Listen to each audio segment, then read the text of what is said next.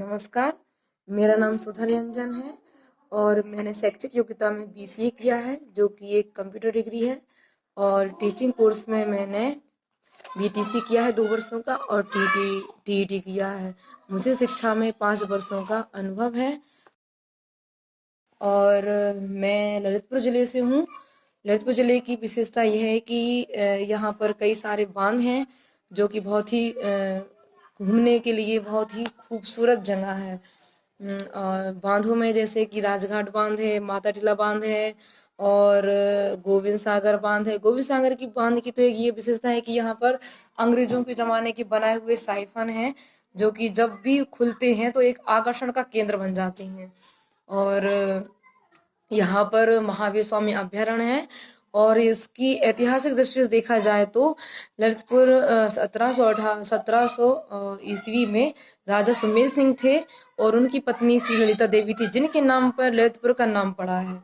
और एक और रोमांचक बात है ललितपुर को लेकर कि ललितपुर को यदि आप मैप में देखेंगे तो इसका आकार एक हार्ट के आकार का दिखता है जो कि एक बहुत ही इंस्ट्रक्शन लगता है देखने में। और यहाँ पर घूमने के लिए चंदेरी बहुत ही खूबसूरत है, बहुत ही अच्छी जगह है जहाँ पर दूर दूर से पर्यटक आते हैं घूमने के लिए।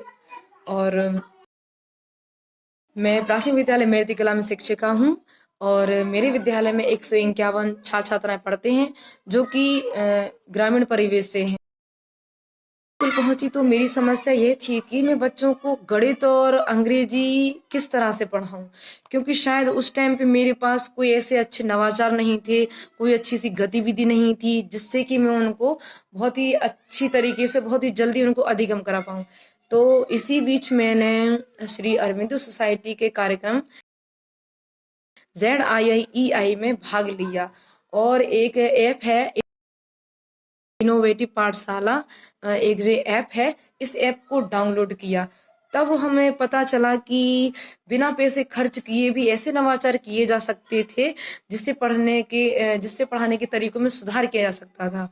तो इनोवेटिव पाठशाला कार्यक्रम के से मुझे अपने विषय को विभिन्न गतिविधियों के साथ पढ़ाने के तरीके मिले और उन तरीकों में मैंने सुधार किया। इन गतिविधियों में मैंने पाया कि प्रोसेसर से मुझे बहुत ही फ़ायदा मिला है। मेरे दिमाग में जो गतिविधि चल रही थी मैं उसे ठीक ढंग से क्रियान्वित नहीं कर पा रही थी उस टाइम पे जब मैं इस कार्यक्रम से नहीं जुड़ी थी। लेकिन इसमें जुड़ने के बाद मुझे पता चला कि कई बच्चों को जो कि और किसी भी राज्य की आप इसमें इनोवेटिव पाठशाला जो ऐप है उसमें आप कोई सा भी सब्जेक्ट डालेंगे तो वो विथ गतिविधि के साथ में कोई सी भी गतिविधि, ग्रिड गेम हुआ, तंबोला हुआ, कॉन्सेप्ट मैपिंग हुआ, कई सारी गतिविधियों के साथ आप बच्चों को बहुत ही जल्दी से अधिगम करा सकते हैं। और हम लोगों को इस महामारी जो ये फैली हुई है को ऑनलाइन पढ़ाने में बहुत ही सहायता मिली है, क्योंकि इसमें हमने व्हाट्सएप ग्रुप बनाए हैं बच्चों के जिसमें हम ये गतिविधियां उनके साथ साझा करते हैं।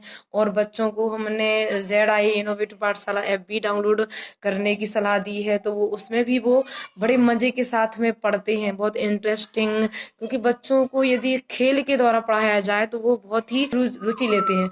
जैसे कि हम लोगों ने गणित में नंबर लिख दिया जमीन पर तो उनसे कहा बच्चों से बच्चे नंबर पे कूदो, तो वो बड़े उत्साहित होते हैं, क्योंकि वो खेल खेल के द्वारा जो चीज पढ़ते हैं तो वो एक उनके ये माने कि अब उनके मन मस्तिष्क में बिल्कुल बैठ जाती है कि ये चीज कैसे करनी चाहिए हमें।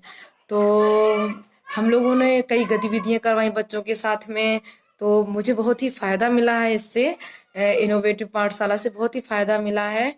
एक जो शिक्षक है वो राष्ट्र का निर्माता होता है और बच्चों को वो किस वे में ले जाए। हम लोग क्योंकि हम लोग क्या है एक जिस तरह से एक कुम्हार एक मिट्टी का कोई भी आकार दे सकता है, चाहे वो सुराही हो, चाहे वो एक दिया हो, चाहे वो मटका हो, तो उसी प्रकार एक टीचर होता है कि वो बच्चे को जहां भी ले जाए, चाहे वो उन्हें प्रगति के रास्ते पर ले जाए या मतलब आप समझ रहे हैं कि एक कुम्हार की ही वो होती है टीचर में, कि आप उस बच्चे को क्या सिखा रहे हैं। और बच्चा ऐसा भी होता है कि जो उसका टीचर्स बताता है वो ही वो सही मानते हैं।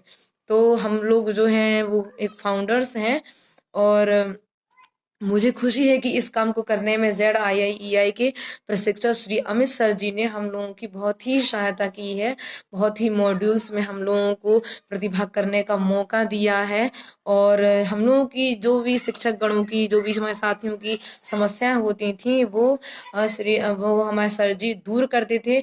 और सबसे बड़ी बात, वो हम लोग को एक मोटिवेट कर देते, हाँ मैम प्लीज़ आप बोलिए, हाँ मैम, हाँ मैम, हाँ फलानी मैम, ढिकाने में ढिकाने सर। तो ये चीज़ बहुत ही अच्छी रही है, और उन्होंने मेरे आइडिया को सुधारने में बहुत ही सहयोग किया है। मैंने अपने विद्यालय की समस्याओं को इन गतिविधियों के साथ ही सुधारा है। अब बच्चे बहुत ही रुचि दिखाते हैं पढ़ने में, और नियमित हैं और अनुशासित हैं। तो शायद इन्हीं विशेषताओं के कारण मेरा स्कूल जो है वो एक रोल मॉडल स्कूल होना चाहिए। और क्योंकि हम लोग बहुत ही बहुत ही मेहनत करते हैं, और साथ ही बच्चे भी बहुत ही मेहनत करते हैं, और वो भी सीखने में जितने हम लोग सिखाने में उत्साहित हैं, उतने ज़्यादा वो सीखने में उत्साहित हैं अब। तो मुझे लगता है कि मेरा स्कूल रोल मॉडल स्कूल होना चाहिए। और मैं श्री अरविंद सोसाइटी और HDFC बैंक को यह मंच प्रदान करने के लिए बहुत ही धन्यवाद देती हूँ, कि उन्होंने हमें इस काबिल समझा कि हम अपने दो शब्द जैसे भी हों, चाहे वे अच्छे हों, चाहे वे बुरे हों, जो हमारी समस्या है, जो हमें सहयोग मिला, हम उनको आपसे शेयर कर सकें। इसलिए मैं सबका धन्यवाद देती हूँ। धन्यवाद।